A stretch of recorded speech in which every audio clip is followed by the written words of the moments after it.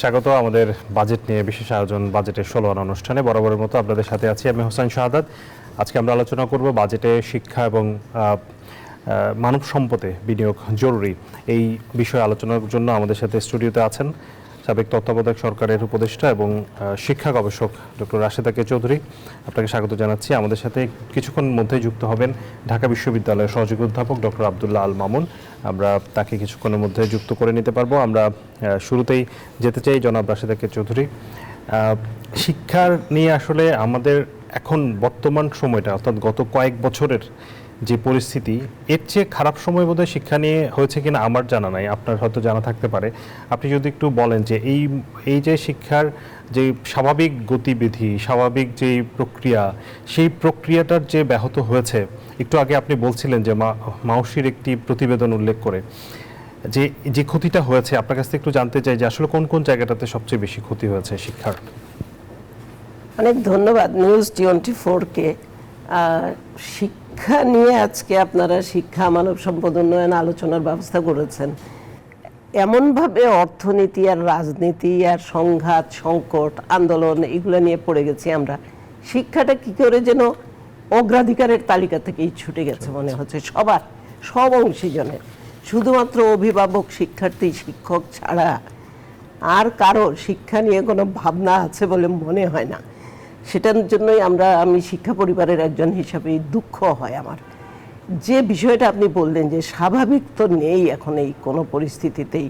কখনো দ্রব্যমূল্য বাড়ছে, কখনো শিক্ষকরা মাঠে নামছেন, কখনো আমাদের সচিবালয়ে আন্দোলন দেখতে পাচ্ছি, রাজনৈতিক আন্দোলন তো আছেই, সঙ্গতভাবেই আছে। অনেক বছর মানুষ সুযোগ পায় নাই অনেক কিছুর, এখন প্রাণ খুলে কথা বলছে, মাঠে নামছে ইত্যাদি। কিন্তু একটা জিনিস যেটা হচ্ছে এর ফাঁকে দিয়ে, শিক্ষার যে ধারাবাহিক একটা ক্ষতি, আপনি যেটা বললেন যে আপনাদের প্রজন্ম দেখেনি এরকম, মানে শিক্ষায় যে আমি যেটা বলতে চাচ্ছি শুধুমাত্র যে এই যে গত 6 মাস বা 1 বছরের না, কোভিড থেকে শুরু হওয়ার পর থেকে মানে গত 5-6 বছর আসলে শিক্ষার কেন যেন একটা বড় ধরনের ছন্দপতন হয়েছে, মানে স্বাভাবিকভাবে চলছে না আর কি। বলতে বাধ্য হচ্ছি যে শিক্ষা অগ্রাধিকারের তালিকার থেকে ছুটে গেছে, অথচ শিক্ষার মানব সম্পদ উন্নয়ন সর্বোচ্চ অবস্থানে থাকা উচিত ছিল। আপনার যেটা শুরুতেই যেটা আমি বলতে চাই, গত কয়েক বছর ধরে আমাদের প্রজন্মকে আমরা কিন্তু এটা দেখিনি কখনো যে শিক্ষায় গুরুত্ব নেই, দেখিনি।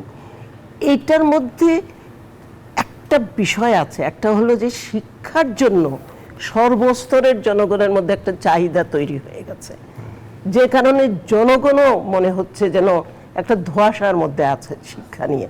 আমি কথাটা কেন বলছি যে শিক্ষার যে চাহিদা সর্বস্তরে, আমি নিজে 14 সালের ঘটনা না 16 সালের ঘটনা বলছি।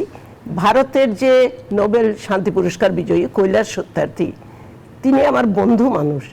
তার সাথে আমি বিহারে গিয়েছিলাম দেখতে শিক্ষার কি অবস্থা। সেখানে মাঠের যখন কৃষক কাজ করছেন, তাকে তিনি যখন জিজ্ঞেস করেছেন, আমি সাথে ছিলাম, যে আপনার ছেলেমেয়ের স্কুলে কি দেন, তার সোজা উত্তর ছিল কিয়া ফায়দা। আমার একজন শ্রমজীবী রিক্সাওয়ালাকে জিজ্ঞেস করেন, একজন প্রান্তিক চাষিকে জিজ্ঞেস করেন, কখনো বলবে না যে লেখাপড়া শিখিয়ে কী লাভ। তারা কিন্তু পড়াতে চায়, এই চাহিদা তৈরি হয়েছে। তার বিপরীতে যেটাকে বলা হয় ডিমান্ড সাপ্লাইয়ের বিষয়, সরবরাহের জায়গা থেকে কিন্তু আমরা কাঙ্ক্ষিত জায়গায় পৌঁছাতে পারিনি কখনোই। কয়েক বছর ধরেই এটা আজকের না বা গত 8-10 মাসের বিষয় না, বেশ কিছুদিন ধরে চলে এসছে। শিক্ষা মানব সম্পদ উন্নয়ন ক্রমাগত অগ্রাধিকারের তালিকার জায়গা থেকে নিচের দিকে চলে এসছে। এই বিষয়ে আমাদের ব্র্যাক বিশ্ববিদ্যালয়ের এমিরিটাস অধ্যাপক মঞ্জুর আহমেদ, তিনি 2 দিন আগে প্রথম আলোকে এক সাক্ষাৎকারে তিনি বেশ কিছু কথা বলেছেন। আমরা তার একটি বক্তব্য আমি একটু তুলে আনতে চেষ্টা করেছি। তিনি বলছেন যে শিক্ষা কখনোই রাজনৈতিক অগ্রাধিকারের স্থান পায়নি, এই ধারাবাহিকতা এখনও চলছে। আমাদের অনেক আশা ছিল রাজনৈতিক পট পরিবর্তনের পর নতুন কিছু উদ্যোগ দেখব, কিন্তু সেটা আমরা দেখিনি। বলতে হবে হতাশ। শিক্ষার 2 উপদেষ্টা এবং প্রাথমিক ও গণশিক্ষা উপদেষ্টা সদিচ্ছা সম্পন্ন লোক, ভালো কিছু করতে চান, কিন্তু সেই উদ্যোগ দেখতে পাচ্ছি না। কেন সেটা বলা মুশকিল, তবে রাজনৈতিক অঙ্গীকারের অভাব দেখতে পাচ্ছি। মানে রাজনৈতিক অঙ্গীকার যেটা আপনি বলছিলেন যে শিক্ষা আসলে অগ্রাধিকারের জায়গায় নেই, মানে একটি দেশের আসলে তাহলে ভবিষ্যৎ কি হবে? আমরা চায়নাকে দেখেছি, আমরা মানে অন্যান্য দেশ, আমরা মানে ব্রিটিশদেরকে দেখেছি যারা আসলে শিক্ষায় কতটা বিনিয়োগ করেছে এবং সেটির ফলাফল কিন্তু তারা পরবর্তীতে পেয়েছে। আমরা এই জায়গাটাতে আমরা রাজনীতি নিয়ে, আমরা অন্যান্য বিষয় নিয়ে এতটা ব্যস্ত, শিক্ষার জায়গাটা কোনো সরকারই আসলে সেভাবে গুরুত্ব দেয়নি এবং তার বক্তব্যে সেটি দেখা যাচ্ছে। তাহলে সামনের দিনে আসলে আমাদের ভবিষ্যৎ কি? প্রথম তো হলো যে একটা কথা যেটা বলবো, অর্জনের জায়গা চাহিদা কিন্তু আছে শিক্ষার সর্বস্তরে, যেটা আমি উদাহরণ দিয়ে একটু আগে বলেছি। কিন্তু সেই জায়গায় রাজনৈতিক অঙ্গীকার, ঠিকই বলেছেন আমাদের গুরুজন অধ্যাপক ডক্টর মঞ্জুর আহমেদ, যে আসলেও রাজনৈতিক অঙ্গীকারটা আমরা দেখতে পাচ্ছি না। এখন রাজনৈতিক সদিচ্ছা যদি না থাকে তাহলে আপনি যে 3 অংশীজন, আমি বলবো 4টি অংশীজন শিক্ষার, একটা হচ্ছে শিক্ষার্থী, আরেকটা হচ্ছে অভিভাবক, আরেকটা গোষ্ঠী হচ্ছেন শিক্ষক, আরেকটা হচ্ছে শিক্ষা প্রতিষ্ঠান। এই 4 অংশীজনের উপরে যদি আপনি গুরুত্ব না দেন রাজনৈতিক অঙ্গীকারের অংশ হিসেবে, তার প্রতিফলন কিভাবে আসে? একটা তো হচ্ছে যে এদেরকে কিভাবে আমরা, এই যে 4 অংশীজনের কথা বললাম, কিভাবে আমরা আমাদের চিন্তা চেতনায়, আমাদের ভাবনায়, আমাদের সব কিছুতে আনছি। আর দ্বিতীয় হচ্ছে বিনিয়োগ, যেটাকে আপনি বলছেন, যেটা বলা হচ্ছে বাজেট। বাজেটের চেয়েও বেশি শিক্ষার, আমি বলবো এটা বিনিয়োগ, এটা দীর্ঘমেয়াদী। আপনি একটা ব্রিজ বানাতে পারেন, কিন্তু সেটা যদি মেরামত, সেটা রক্ষণাবেক্ষণ, তার জন্য তো আপনার দক্ষ জনশক্তি দরকার। দক্ষ জনশক্তি মানে হচ্ছে শিক্ষা, শিক্ষা এবং দক্ষতা বৃদ্ধি। শিক্ষার প্রাথমিক একদম ভিত্তিমূল হচ্ছে প্রাথমিক শিক্ষা। অথচ আমরা কি দেখতে পাচ্ছি? আমরা গত কয়েকদিনেও দেখেছি, গত কয়েক মাসে আগের থেকেই ছিল যে আমাদের শিক্ষার্থী মূল ধারা থেকে ছিটকে, যেহেতু চাহিদা আছে অভিভাবকদের মধ্যে, কোনো না কোনোভাবে তারা শিক্ষার্থীদের হয় ইংরেজি মাধ্যমে দিচ্ছেন অথবা ধর্মীয় মাধ্যমে দিচ্ছেন। ধর্মীয় মাধ্যমে আপনারা অবগত আছেন যে করোনার সময়ও খোলা ছিল। তো এইখানে তো একটা বিশাল গ্যাপ। আমরা যদি মূল ধারাকে শক্তিশালী না করতে পারি, তাহলে তো শিক্ষায় বিনিয়োগে বলি আর দৃষ্টি দেয়াই বলি, সেটা তো কোনো ফল আমরা পাবো না। জি, আমরা আবারও আলোচনায় আসবো। আমাদের হাতে একটি প্রতিবেদন আছে শিক্ষা নিয়ে, আমরা একটু দেখতে চাই। বাজেটে এবার 3য় স্থানে আছে শিক্ষা খাতের বরাদ্দ। গত বছরের মধ্যে এবার সর্বনিম্ন, গত 10 বছরের মধ্যে এবার সর্বনিম্ন বাজেট হতে যাচ্ছে শিক্ষায়। শিক্ষক শিক্ষার্থীরা চান কারিগরি, প্রাইমারি শিক্ষা এবং গবেষণা সহ শিক্ষার বিভিন্ন খাতে বেশি বরাদ্দ। বিশ্লেষকরা বলছেন এই খাতে বাজেটের অন্তত 15% আর জিডিপির 5% বরাদ্দ হওয়া উচিত। সাথে চাই বরাদ্দের বাস্তবায়নও। অন্তরা বিশ্বাসের প্রতিবেদন। গণ অভ্যুত্থান করে 5 আগস্ট স্বৈরাচার আওয়ামী লীগের পতন ঘটিয়েছিল শিক্ষার্থীরা। এরপর আন্দোলন করে এইচএসসি পরীক্ষার্থীরা নিয়েছিল অটো পাস। পলিটেকনিক্যাল ও বিভিন্ন বিশ্ববিদ্যালয়ের শিক্ষার্থীরাও গত 1 বছরে নানান দাবিতে সরব হয়েছে রাজপথে। সব মিলিয়ে সমস্যার অন্ত নেই শিক্ষার্থীদের। সেই শিক্ষার্থীদের শিক্ষা খাতে এবার বাজেট কত? বাজেট নিয়ে শিক্ষার্থীদের প্রত্যাশাই বাকি। বিভিন্ন বিশ্ববিদ্যালয় হচ্ছে, কিন্তু শিক্ষার মানের তেমন উন্নয়ন ঘটছে না। গ্রামের প্রাইমারি স্কুলগুলোতে যেটা হয়, শিক্ষার যে অবহেলাটা হচ্ছে, আমি বলবো এটাকে, তো এইটা আমাদের এক দূরীকরণের জন্য বাজেটটা জরুরি। পলিটেকনিক আছে, তাছাড়া হচ্ছে টেকনিক্যাল স্কুল অ্যান্ড কলেজ আছে, সেগুলো শিক্ষক স্বল্পতা আছে বা ভালো ল্যাব ফেসিলিটিস নেই। প্রত্যেকটা বিদ্যালয়, স্কুল, কলেজে সব জায়গায় হচ্ছে প্রজেক্টর, কম্পিউটার রাখা উচিত। আমি বাংলাদেশ সরকারকে এটাই বলতে চাই, শিক্ষাক্ষেত্রের মান উন্নয়নের জন্য শিক্ষাক্ষেত্রে বরাদ্দ বাড়ানোর কোনো বিকল্প নাই। বেতন ভাতা বিষয়ক দাবিতে স্কুল, কলেজ, বিশ্ববিদ্যালয়ের শিক্ষকরাও আন্দোলনের মাঠে নেমেছেন বারবার। 2015 সালের পরে কিন্তু আর আমাদের এই বেতন ওইভাবে বাড়েনি। মাঝখানে 5%-এর মতো একটা ডিয়ারনেস অ্যালাউন্স দেওয়া হয়েছে। নিশ্চয়ই সরকার সে বিষয়গুলো দেখবে। এমন বাস্তবতায় শিক্ষা খাতে মোট বাজেটের 3য় সর্বোচ্চ বরাদ্দ দিতে যাচ্ছে সরকার। ইউনেস্কোর সুপারিশ, শিক্ষা খাতে বরাদ্দ হতে হবে বাজেটের 20% আর জিডিপির 6%। কিন্তু গত 10 বছরের মধ্যে একমাত্র 2016-17 অর্থ বছরে সর্বোচ্চ 15% ছাড়িয়েছিল শিক্ষার বাজেট। এবারও থাকছে 14%-এর নিচে। এবছর শিক্ষায় বরাদ্দ 28,557 কোটি টাকা, যা গত বছরের 1/3 কম। মোট বাজেট, সেই বাজেটের কমপক্ষে 15% হওয়া উচিত শিক্ষা খাতে, এবং আমাদের যে মোট জিডিপি, সেই জিডিপিতে অন্তত 5% জিডিপির শিক্ষা খাতে বরাদ্দ হওয়া উচিত। তবে বাজেট যাই হোক, তার সঠিক বাস্তবায়নই মুখ্য বলছেন বিশেষজ্ঞরা। প্রশ্নটা হলো ওই বরাদ্দ টাকাটা ঠিক মতো স্পেন্ডিং হবে কিনা, এবং বরাদ্দ টাকা যাকে দেওয়া হবে তার যে ডিউটিজ অ্যান্ড রেসপন্সিবিলিটিস যে কারণে তাকে দেওয়া হবে সে সেটা করে কিনা। বিশ্বব্যাংকের তথ্য অনুযায়ী অর্থনীতির আকারের তুলনায় শিক্ষা খাতে সবচেয়ে কম বরাদ্দ দেয়া 10 দেশের একটি বাংলাদেশ। শিক্ষাই জাতির মেরুদণ্ড, কিন্তু বাজেটে যদি পর্যাপ্ত বরাদ্দ না থাকে তাহলে ভেঙে পড়তে পারে এই মেরুদণ্ড, বলছেন বিশেষজ্ঞরা। তাদের মতে এই শিক্ষা খাতে যদি যথেষ্ট বরাদ্দ থাকে তাহলেই হতে পারে একটি দেশের প্রকৃত উন্নয়ন। অন্তরা বিশ্বাস, নিউজ 24, ঢাকা। দর্শক, আমরা দেখছিলাম আমাদের সহকর্মী অন্তরা বিশ্বাসের প্রতিবেদন। তিনি যেটি বলছিলেন যে বাংলাদেশের শিক্ষা খাতের বরাদ্দ 10টি দেশের মধ্যে সবচেয়ে বেশি। আমাদের কাছে কিছু তথ্য আছে, আমরা একটু আমরা বিরতির পরে এসে দেখবো। বিরতির সময় হচ্ছে দর্শক, বাজেটের 16 আনায় সময় হলো বিরতির, ফিরছি একটু পশ্চাতে। বিরতির পর আবারও স্বাগত জানাচ্ছি বাজেটের 16 আনায়। আজকে আমরা আলোচনা করছি শিক্ষা এবং মানব সম্পদে বিনিয়োগ জরুরি, আসলে কতটা জরুরি এবং সেটির জন্য সরকার আসলে কি করছে। আমাদের সাথে দুজন অতিথি আছেন, আগেই ছিলেন শুরু থেকে ডক্টর রাশেদা কে চৌধুরী, এবং আমাদের সাথে বিরতিতে এসে যুক্ত হয়েছেন ডক্টর আব্দুল্লাহ আল মামুন, সহযোগী অধ্যাপক, ঢাকা বিশ্ববিদ্যালয়। আপনাকে স্বাগত জানাচ্ছি স্যার। আমরা আপনার সাথে আলোচনায় যাব, তার আগে আমরা কিছু তথ্য জেনে আসতে চাই। যে প্রতিবেদন আমরা যেটি দেখছিলাম যে বাজেটে আসলে আমাদের কি অবস্থা, শিক্ষার বাজেট আমরা যদি একটু দেখতে চাই যে জিডিপির অনুপাতে শিক্ষা খাতের যে সার্কভুক্ত দেশগুলোর মধ্যে যে বরাদ্দ, সেখানে সবচেয়ে কম হচ্ছে বাংলাদেশের বরাদ্দ 1.69, আর আফগানিস্তানের পরে সবচেয়ে বেশি হচ্ছে ভুটান 8.01%। শিক্ষা খাতে বরাদ্দ বাস্তবায়নের চিত্র যদি আমরা দেখি, চলতি বছরেই আমরা এখন পর্যন্ত এপ্রিল পর্যন্ত যে বাস্তবায়ন হয়েছে, আমরা সেটা দেখতে চাই। মোট বরাদ্দ ছিল, অর্থাৎ চলতি অর্থ বছরে মোট বরাদ্দ ছিল 12,764 কোটি টাকা, এবং তার মধ্যে ব্যয় হয়েছে এখন পর্যন্ত 4,576 কোটি। বাস্তবায়নের হার 42.91%। অর্থ বছরের শেষ মাসে আমরা এসে উপস্থিত হয়েছি। এরপরে আমরা যদি দেখি, এটি হচ্ছে প্রাথমিক এবং গণশিক্ষা মন্ত্রণালয়। এরপরে মাধ্যমিক এবং উচ্চশিক্ষার তথ্যটা যদি আমরা দেখতে চাই, সেখানেও কিন্তু পরিস্থিতি খুব একটা ভালো না। বরাদ্দ ছিল 5,413 কোটি, ব্যয় হয়েছে 2,742। বাস্তবায়নের হার অর্ধেকের 50.66%।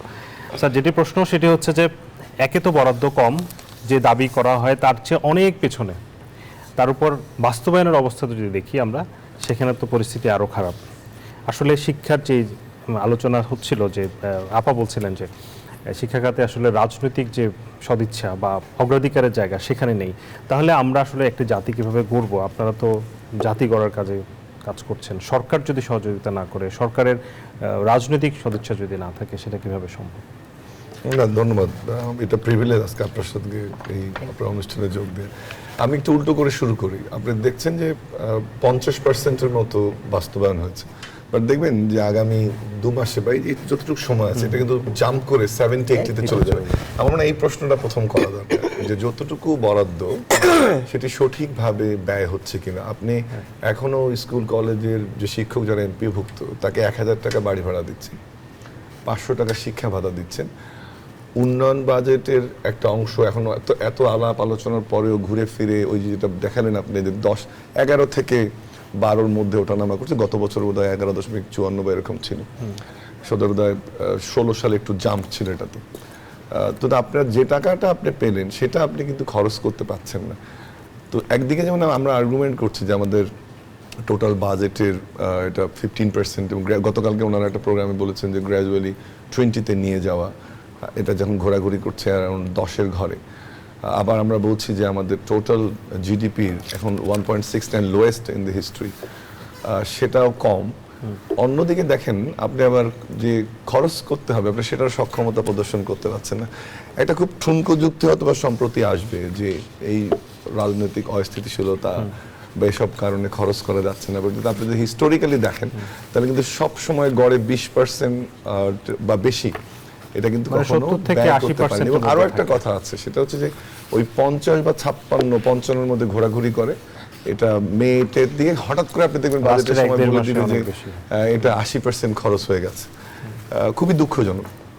দ্বিতীয় যে বিষয়টি, তার মানে যেটা আমি আর্গুমেন্টটা করতে চাচ্ছি, যে এমনি তো বাজেট বরাদ্দ কম, তারপরে আপনি উন্নয়ন বাজেটের যে অংশটি সেটি আপনি খরচ করতে পারছেন না, এটি খুবই দুঃখজনক। এবং এই যে ক্যাপাসিটি কনস্ট্রেইন, ঘুরে ফিরে কিন্তু আপনার যে প্রশ্নটা আছে, তার শিক্ষার বিষয়, দক্ষতার বিষয়, উদ্ভাবনের বিষয়। আরেকটা জিনিস আপনাকে একটা তথ্য দেই এখানে, যে এখন যে সৃজনশীল এডুকেশন স্টার্ট করলো গত সরকার, সেই সৃজনশীল এডুকেশনে বাংলাদেশের অবস্থান কিন্তু বিশ্বের 160টা দেশের মধ্যে 139তম। উদ্ভাবনী আমাদের দক্ষতা আপনি দেখেন, সেখানে কিন্তু 136টা দেশের মধ্যে সম্ভবত আমাদের পজিশন 95। তাহলে যে সৃজনশীল এডুকেশনের কথা বলছেন, সেটা কিন্তু আপনি করতে পাচ্ছেন না। আরেকটা জিনিস আমরা যোগ করি, পার্টিকুলারলি 6th 5-year প্ল্যান থেকে পরবর্তী 7তে সেটা স্ট্রেনথেন হবে, 8-এ এসে আরও স্ট্রং করা ডেভেলপমেন্ট রেজাল্ট ফ্রেমওয়ার্ক নামে আমাদের 8th 5-year প্ল্যানে একদম কমপ্লিটলি বলা আছে। অর্থাৎ আপনি যে ডেভেলপমেন্ট বাজেট, সেটা আপনি কিভাবে ব্যয় করবেন এবং তার রেজাল্টটা কীভাবে ইম্প্যাক্ট পর্যন্ত আপনি দেখতে পারবেন, মানে ইনপুট আউটপুট এফিসিয়েন্সি ইম্প্যাক্ট, সেটা পর্যন্ত আপনি দেখতে পারবেন। খুব দুঃখজনক হচ্ছে যে এগুলো কেতাবের মধ্যে থেকে গেছে। প্রশ্নটা হচ্ছে কেন? আপনার প্রশ্ন থেকে আমি উত্তর দিই। প্রশ্নটা হচ্ছে দক্ষতা, প্রশ্নটা হচ্ছে উদ্ভাবনের, প্রশ্নটা হচ্ছে আমাদের যে এডুকেশন সিস্টেম, সেটা সেই জায়গাটা যদি কাজ করা না যায়, সেটা খুবই দুঃখজনক। হয়তোবা আমি জানি না আপা আমার সঙ্গে একমত পোষণ করবেন কিনা, আমরা শিক্ষা কমিশন নিয়ে কথা বলছি যে এই সরকার শিক্ষা কমিশন গঠন করলো না, কিন্তু আগের শিক্ষা কমিশনের রিপোর্টগুলোকে যদি কনসিডার করতো, তাহলে কিন্তু আমার মনে হয় যে এই 9-10 মাসে আমাদের যে এক্সপেকটেশন ছিল সেটি পূরণ হতো। আর একটা জিনিস আমি একটু বলি আপনাকে, যে আমাদের যে উদ্ভট রকম কিছু কাণ্ড, এটা মনে হবে যে গতানুগতিক শোনাচ্ছে, বাট খুবই দুঃখজনক যে আপনি শিক্ষা খাতের বাজেটের মধ্যে গত 15 বছর পার্টিকুলারলি যেভাবে সায়েন্স অ্যান্ড টেকনোলজিকে ঢুকিয়েছেন, আপনি যেভাবে এখানে পারমাণবিক না, আমি স্যাটেলাইটটা বলতে চাচ্ছিলাম, ওটা স্যাটেলাইটটা নয় মেনে নিলাম, কিন্তু আপনি পারমাণবিক বিদ্যুৎ কেন্দ্রের বাজেট যদি ঢুকিয়ে দেন, তাহলে কিন্তু সেটা অন্যায় করছেন। আরেকটা তথ্য আপনাকে দেই, যে আপনি যদি টিআইবি সর্বশেষ শিক্ষার উপরে দুর্নীতির চিত্র যে রিপোর্ট দেখেন, তারা কিন্তু বলছে যে কোনো না কোনো ফর্মে 42% শিক্ষা প্রতিষ্ঠান বা শিক্ষা ক্ষেত্রের প্রজেক্টে দুর্নীতি হয়েছে। তাহলে একদিকে দেখেন আপনি বাজেটের যে আপনি অ্যালটমেন্ট, সেটা আপনি খরচ করতে পারছেন না, আর 42% যদি আপনার দুর্নীতি হয়, আবার আপনি যদি বাজেটের মধ্যে এমন জিনিস ঢুকিয়ে দেন, তাহলে আপনার তো মোটিভেশনটা একটা বড়। এটাই নিয়ে আমি আসলে আমার প্রশ্নটা নিয়ে আসতে যাচ্ছি আপনার কাছে, সেটা হচ্ছে আপা, আপনারা তো একটি বাজেটের জন্য পৃথক বরাদ্দ চাচ্ছেন বাজেটে, সেটি আসলে কেমন হতে পারে, আপনাদের ফ্রেমওয়ার্কটা কেমন, এবং সেটি নিয়ে কি এবার সরকারের সাথে আলোচনা হয়েছে আপনাদের? আলোচনা তো চলমান, তবে আমি ডক্টর মামুনের দুইটা বিষয়কে সাপোর্ট করে কথা বলবো। বারবারই বলা হচ্ছে যে শিক্ষায় কেন কোনো সংস্কার কমিশন হলো না, আগেরগুলোও তো কোনো আমলে নেওয়া হয়নি, এক। দ্বিতীয় হলো, আমরা বরাবরই দাবি করেছি শিক্ষা পরিবারের অংশ হিসেবে যে একটা স্থায়ী শিক্ষা কমিশন দরকার। বিশ্ববিদ্যালয় মঞ্জুরি কমিশন থাকতে পারে, তো স্থায়ী শিক্ষা কমিশন কেন না? এবং সেখানেই যে শিক্ষক শিক্ষার্থী, এদের শিক্ষকদের বেতন ভাতার বিষয়টাও তারাই বিবেচনা করতে পারতেন। আমি তো এখন আমার শিক্ষকরা রাস্তায় নামতে হয়, তারা তো কোথাও যেতে পারছেন না তাদের দাবি দেওয়া ইত্যাদি নিয়ে। এটা হচ্ছে একটা বিষয়। আর দ্বিতীয়, ওনার আর একটা কথাকে আমি সাপোর্ট করবো, আসলে বরাদ্দ যেটা দেয়া হচ্ছে সেটা যাচ্ছে কোথায়? আজকে সকালেই পড়ছিলাম মাউশির একটা রিপোর্ট, মাধ্যমিক ও উচ্চশিক্ষা অধিদপ্তরের একটা অ্যাসেসমেন্ট রিপোর্টের মতো বেরিয়েছে, যেটা 23 সালে, মানে 19 সালে করোনার পরে, 19 সালে বেরিয়েছিল, আবার 23-এ 21-এ করার কথা ছিল, ওনারা করতে পারেননি, কিন্তু 23-এ করেছেন। সেখানে দেখেন বিজ্ঞান, গণিত, বাংলা, ইংরেজি, চারটাতেই কমেছে দক্ষতা শিক্ষার্থীদের মাধ্যমিকে। তো এখন আপনি দক্ষ জনসম্পদ তৈরি করবেন, উনি যে কথাটা বলেছেন এর ক্ষেত্রে সাপোর্ট দিয়ে বলবো, কোথায় আমরা বিনিয়োগটা করব? শিক্ষার বরাদ্দের চেয়েও বিনিয়োগের কথা ভাবি আমরা, যেটা খালি বরাদ্দ না, তো এটা তো মানব সম্পদে বিনিয়োগ। সেই জায়গাতে কেন আমরা, এই যে উনি আর একটা কথা যেটা বললেন, এত কঠিন সত্য কথা, শুরুতে শিক্ষাকে ধরে দেয়া হয়েছিল ধর্ম মন্ত্রণালয়ের সাথে, তারপরে আমরা দেখলাম আমাদেরকে এখান থেকে ওখানে টানাটানি করা হচ্ছে, তারপরে দেখলাম বিজ্ঞান ও প্রযুক্তি, তারপরে তথ্য প্রযুক্তি ইত্যাদি অনেক ঘুরিয়ে কিছুর সাথে ঘুরিয়ে ঘুরিয়ে সেই রূপপুর পারমাণবিক কেন্দ্র কেন আসলো, অথচ খুব বড় করে দাবি করা হলো সর্বোচ্চ বরাদ্দ শিক্ষা, কিন্তু ওর সাথে এই যে শুভঙ্করের ফাঁকিটা, এটার কারণে কিন্তু একটা জিনিস এখানে লক্ষ্য করবেন, শিক্ষার্থী কিন্তু প্রচুর বেড়েছে আমাদের গত কয়েক বছরে। তাহলে তো বুঝতে হবে যে ওই যে পার ইউনিট যেটা বলে আমরা করি, শিক্ষার্থী প্রতি বরাদ্দ তো তাহলে বাড়েনি। এবং বরাদ্দ না বাড়ার পেছনে এবং এবারও যে বরাদ্দ কমলো এটা নিয়ে আমাদের পরিকল্পনা উপদেষ্টা, যিনি সাবেক শিক্ষা উপদেষ্টা ছিলেন, তার বক্তব্য আছে। বর্তমান যে শিক্ষা উপদেষ্টা আছে তারও বক্তব্য আছে, আমরা শুনবো বিরতির পরে। দর্শক, আবারও সময় হচ্ছে বিরতির, ফিরছি একটু পর, সাথে থাকুন। স্বাগত আরেকবার, দেখছেন বাজেটের 16 আনা অনুষ্ঠান। আমরা আলোচনা করছি বাজেটে শিক্ষা এবং গবেষণা এবং মানব সম্পদে বিনিয়োগটা আসলে কতটা জরুরি। আমাদের সাথে স্টুডিওতে উপস্থিত আছেন সাবেক তত্ত্বাবধায়ক সরকারের উপদেষ্টা রাশিদ আক্তার চৌধুরী এবং ঢাকা বিশ্ববিদ্যালয়ের সহযোগী অধ্যাপক ডক্টর আব্দুল আল মামুন। আপনাদেরকে আবারও স্বাগত জানাচ্ছি। আলোচনায় যাব, তবে যেটি বলছিলাম যে বিরতিতে যাওয়ার আগে আমরা দুজনের দুটি বক্তব্য দেখতে চাই, সরকারের দুজন উপদেষ্টা। আমরা যদি শিক্ষা উপদেষ্টা সিআর আবরার তার বক্তব্য দেখি, তিনি বলছেন যে রাষ্ট্র হিসেবে আমরা হয়তো শিক্ষকদের যে পরিমাণ সম্মানী বেতন এবং অন্যান্য সুবিধা দেওয়া দরকার তা দিতে পারছি না, কারণ সম্পদের অপ্রতুলতা আছে। অবশ্যই আমাদের উপর দায়িত্ব বর্তায় মহান পেশায় নিয়োজিত যে শিক্ষক সমাজ যারা রয়েছেন, একেবারে অজপাড়াগাঁয়ের প্রাইমারি স্কুলের শিক্ষক থেকে বিশ্ববিদ্যালয় উপাচার্য পর্যন্ত, তাদের সকলেই সম্মানের দাবিদার। সাবেক শিক্ষা উপদেষ্টা এবং বর্তমান পরিকল্পনা উপদেষ্টা ডক্টর ওয়াহিদুদ্দিন মাহমুদ বলছেন, চলমান প্রকল্পগুলো বন্ধ করেও শিক্ষা ও গবেষণায় তো নতুন বাজেট দেওয়া সম্ভব নয়, তাই শিক্ষা এবং গবেষণায় বাজেট কম। অনেকেই প্রশ্ন করেন এবারও বাজেটে গতানুগতিক হচ্ছে কেন, কারণ বাজেট গতানুগতিক করতে বাধ্য হচ্ছে। তিনি বলছেন এবার বাধ্য হচ্ছেন তিনি। প্রকল্পগুলো শেষ হলে অন্তত 2 বছর পর নতুন ধারার বাজেট প্রণয়ন করা সম্ভব হবে। তার মানে এবারও বাজেট হচ্ছে গতানুগতিক, বিশেষ করে শিক্ষার কথা তিনি বলছেন। এবং এই গতানুগতিক বাজেট থেকে আমরা আসলে বেরোবো কবে? উনি বলছেন 2 বছর সময় লাগবে। আসলে কি আমরা বেরোতে পারবো? সেটা হচ্ছে যে আমার কিন্তু সামনে এলডিসি গ্র্যাজুয়েশন আছে এবং তার পরপরই কিন্তু এইচডিজি লক্ষ্যমাত্রা অর্জনের বিষয়টা আমাদের আছে। কিন্তু অন দি আদার হ্যান্ড আপনি যদি দেখেন যে কোভিডের কারণে এবং আমাদের অর্থনীতি ওভারঅল স্লোত রাজনৈতিক কারণে ড্রপ আউট রেট কিন্তু অনেক হাই। প্রাইমারিতে যেটা আপনার চলে গেছে অলমোস্ট 20%, এবং সেটা যদি আপনি হায়ার সেকেন্ডারিতে দেখেন এটা আরও বাড়তে থাকে ইয়ার মধ্যে।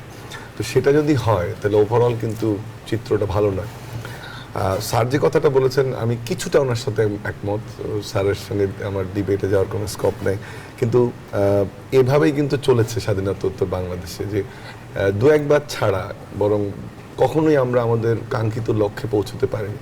এবারের যে জুলাই অভ্যুত্থানের পরে আমাদের যে আশা ভরসা ছিল সেই জায়গাটায় কিন্তু এটা একটা বড় কুঠারাঘাত। আরেকটা জিনিস বলি, আমরা বরাবরই বলে এসেছি যে টিচারদের বেতন বাড়াতে হবে, স্কুলের মিল দিতে হবে, ডিজিটালাইজ করতে হবে, স্কুলগুলোকে উপকরণের ট্যারিফ কমাতে হবে, এটা সবসময় আমরা বলে এসেছি। তো কিছু আমরা কিন্তু দেখতে চেয়েছিলাম যে এবারের বাজেটে সেই জিনিসগুলো অ্যাড্রেসড হবে।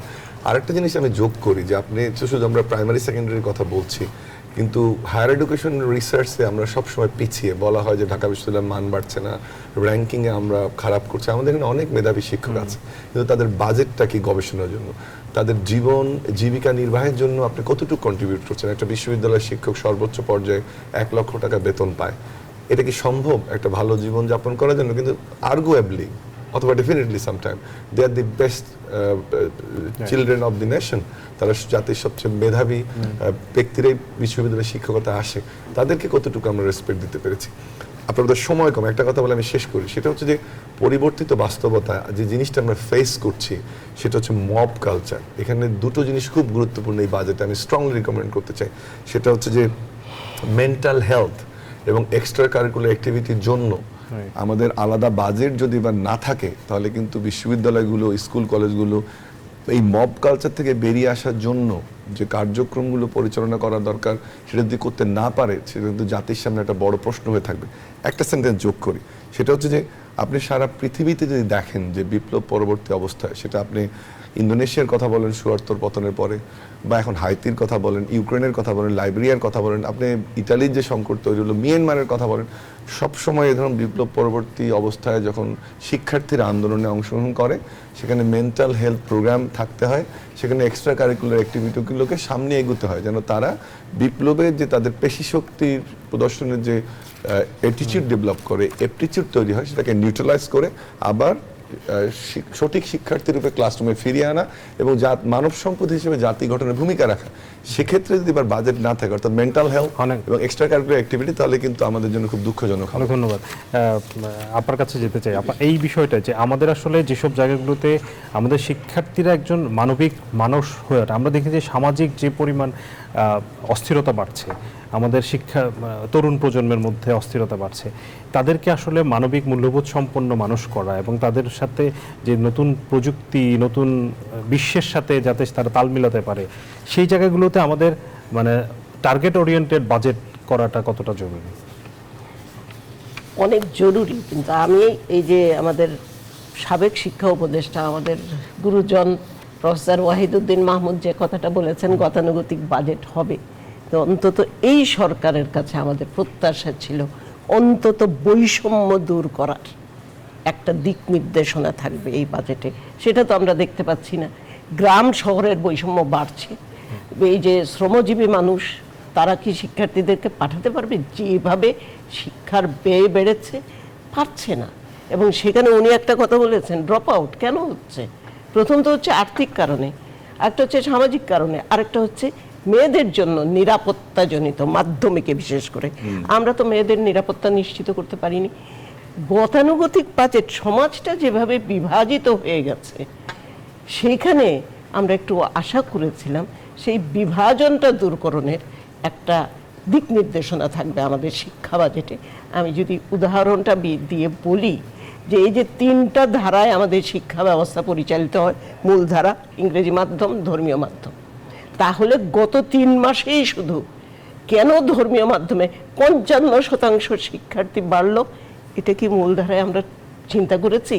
এইখানে একটা মানে কঠিন একটা বাস্তবতা অনেক বছর ধরে আমরা যেটা দেখে এসেছি, সেটা হচ্ছে যে যারা সিদ্ধান্ত নেন, নীতি নির্ধারক, রাজনৈতিক মানে লিডার যারা থাকেন, তাদের সন্তানেরা তো পড়ে না মূলধারার বিদ্যালয়ে। সেখানে কারা পড়ে? তাদের সন্তানেরা কি পড়ে মূলধারার বিদ্যালয়ে? পড়ে না। যেটা প্রফেসর রহমান সুবহান বলেন যে আমাদের শিক্ষা ব্যবস্থাটা হচ্ছে বিভাজিত সমাজের প্রতিফলন। আগে তো জেলা স্কুল থেকে পড়ে এসছেন। এই প্রফেসর ওয়াহিদুদ্দিন মাহমুদের কথা যদি বলি, সিআর আবরারের কথা যদি, ওনারা কিন্তু মূলধারা থেকে পড়ে এসছেন। সেই জায়গায় আমরা যদি আমাদের এই ব্যবস্থাপনাটা ঠিক না রাখি, আরেকটা বিষয় এখানে বলতে বাধ্য হচ্ছি, রাষ্ট্রের মধ্যেই 2 ধরনের মূলধারা আছে কেন? ক্যাডেট কলেজে শিক্ষার্থী প্রতি ব্যয় দেখেন, সেই জায়গায় আমার মূলধারার বিদ্যালয়ের ব্যয়টা দেখেন। ক্যাডেট কলেজ থেকে একটি শিক্ষার্থীরা বের হয়, আমরা জানি তারা মেধা সম্পন্ন থাকে, সেখানে সব কিছুতেই বিনিয়োগটা ভালো। তাহলে আমরা আমাদের মূলধারার অন্য বিদ্যালয়ে করতে পারি না কেন? মাধ্যমিকে কেন পারি না? প্রাথমিক মাধ্যমিকে না পারলে একটি রিকমেন্ডেশন জানতে চাইবো দুজনের কাছ থেকেই। প্রথমেই আপনার কাছ থেকে জানতে চাই একটা রিকমেন্ডেশন যদি থাকে।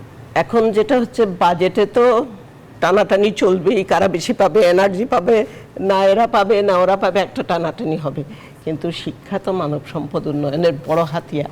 সেই জায়গাটা থেকে যদি আমরা ছিটকে যাই, যদি ওখানে গতানুগতিক করে ফেলি, তাহলে কিন্তু যে বৈষম্য নিরসনের জন্য আমাদের সন্তানেরা প্রাণ দিয়েছে, সেটা তো খুব সংক্ষেপে 3টা জিনিস বলি। একটা হচ্ছে যে প্রথম রিকমেন্ডেশন হচ্ছে যে আমাদের উপ আনুষ্ঠানিক শিক্ষা যেটা ছিল এবং এনজিও যেগুলো ছিল এটা ড্রপ আউট করছে, এগুলোকে কিভাবে গভর্নমেন্টের ফান্ড থেকে সাবসিডাইজ করা যায়, এরাই একেবারে গ্রাসরুট পর্যায়ে কাজ করে, তাদেরকে করা। 2 নম্বর হচ্ছে যে ড্রপ আউট রেট যেটা বললাম, প্রাইমারিতে প্রায় 34, সেকেন্ডারিতে 19, এখানে স্টাইপেন্ড আছে, এগুলোকে একটু ইনক্রিজ করা। ওখানে সঙ্গে চাইল্ড ম্যারেজ কিন্তু রিলেটেড, এটার সঙ্গে বছর 25,000 চাইল্ড ম্যারেজ হয় এই ড্রপ আউটের একটা কারণে। আর ফাইনাল পয়েন্ট যেটা হচ্ছে, যেটা বলবো যে আমাদের যে জনশক্তি রপ্তানির কথা করি আমরা, এটা আমাদের রেমিটেন্স একটা বড় অংশ, সামনে অনেক চ্যালেঞ্জ ফেস করবো, সেই জায়গাগুলোতে বাজেটে বরাদ্দ দেয়, থোক বরাদ্দ দেয়। অনেক ধন্যবাদ ডক্টর আব্দুল্লাহ আল মামুন, অনেক ধন্যবাদ ডক্টর রাশেদা কে চৌধুরী আপনাদেরকে আমাদের সাথে সময় দেওয়ার জন্য। দর্শক আপনাদেরকে ধন্যবাদ জানাচ্ছি আজকে শিক্ষা নিয়ে আমাদের এই বাজেটের এই আলোচনায়। আপনারা আমাদের সাথে ছিলেন, আপনারা আমাদের সাথে থাকবেন বাজেটের পরদিন পর্যন্ত। আপনাদের সবাইকে ধন্যবাদ জানিয়ে শেষ করছি।